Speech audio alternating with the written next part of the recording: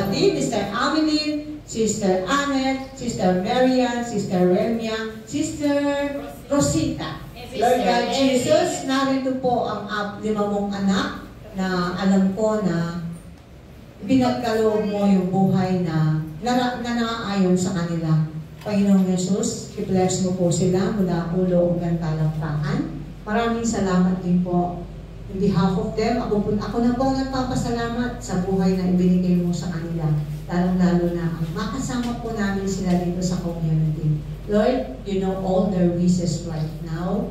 You know all their desire. Once again, sasabihin ko ulit sa iyo, Lord, ibigay mo lamang po yung makakabuti para sa kanila. Yung lalong silang magiging close sa iyo. Yung lalong mag-in love na mag-serve sa iyo sa iyo, Panginoon. Panginoon, maraming salamat. Wala man po si Sister Evelyn, si Marilyn Pacon right now, Lord God. Extend the blessing to them, Lord God. Yes, Lord God. Po sila kung nasaan man po sila sa oras na to.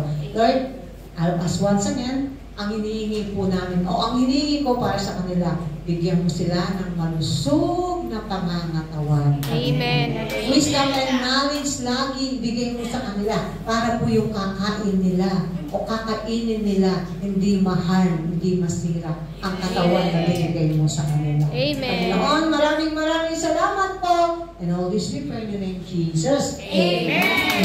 At sa aming bisita, Sister Benilda.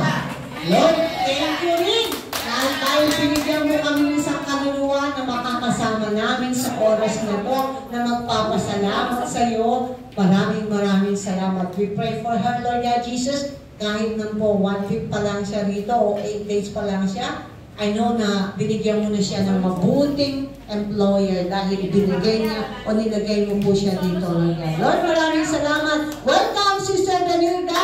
Nandito po kayo sa Lord's Club Catholic Charismatic. Amen.